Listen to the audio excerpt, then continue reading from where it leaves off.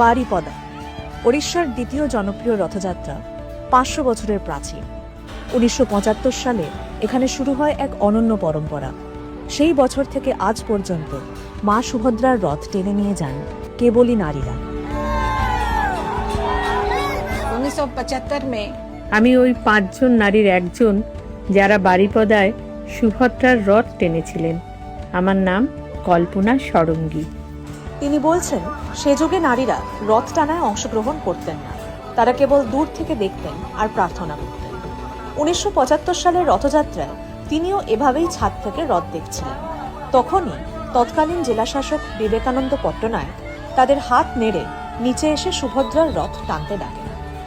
तो मैंने मेरे पास আমার পাশে 2 জন নারী থাকতেন। তারা বয়সে আমার থেকে বড় ছিলেন। আমি ওদেরকে গিয়ে বললাম, চলুন না আমরা যাই, আমাদের ডাকছে যখন, গিয়ে দেখি ব্যাপারটা কি হচ্ছে। ওরা কেউ রাজি হলেন না, রথ ছুটেই চাইলেন না। আমি বললাম, ঠিক আছে, আমি যাচ্ছি। আমি যখন ছাদ থেকে নিচে নামতে শুরু করলাম, তখন আরো 2 জন এলেন। আমরা নিচে নেমে কর্ডনের ভিতর গিয়ে রথের দড়ি ধরে টানলাম। সেদিন আমরা মোট 5 জন নারী ছিলাম। তারপর বাড়িতে প্রায় 10 দিন ধরে আমি শুধু এটা নিয়েই কথা বলেছি। আমার কেমন লাগলো, কিভাবে রথের দড়ি ধরে টানলাম, কিভাবে আমাদের ডাকা হলো, কিভাবে রথের কাছে পৌঁছলাম। ভাগ্যিস আমরা গিয়েছিলাম, নইলে এই অভিজ্ঞতা আমাদের अगर হতো न না। गए होते तो हम खींच नहीं पाते।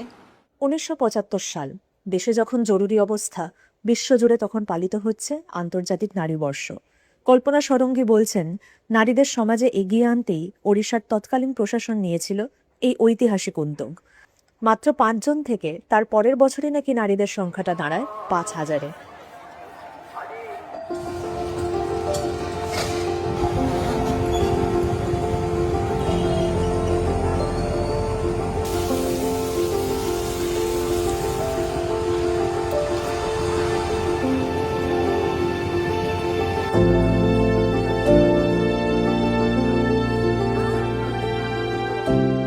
ময়ূরভঞ্জ রাজপরিবারের বংশধর প্রবীণচন্দ্র ভঞ্জদেওর দাবি, ভক্তদের ভিড়ে নারীদের নিজস্ব স্থান দিতে তার পূর্বপুরুষ মহারাজা পূর্ণচন্দ্র প্রথম সুভদ্রার রথ শুধু নারীদের দিয়ে টানানোর এই প্রথা শুরু করেছিলেন।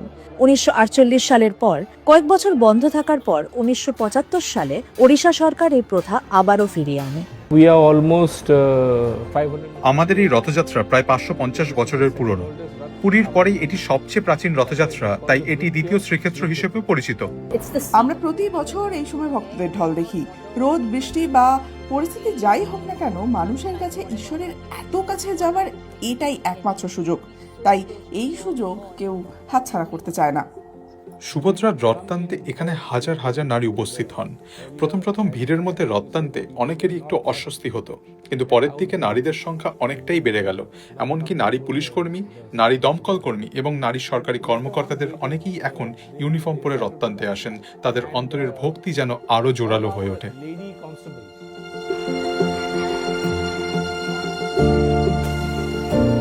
এই বছর আমি সিদ্ধান্ত নিয়েছি মেয়েকে সঙ্গে করে মা সুভদ্রার রথ টানতে যাব। ও ভিড় খুব ভয় পায়, তাও আমরা ঠিক করেছি যে এবার যাবই। খুব ভয় করছে, আবার মনের মধ্যে ভীষণ উত্তেজনাও কাজ করছে।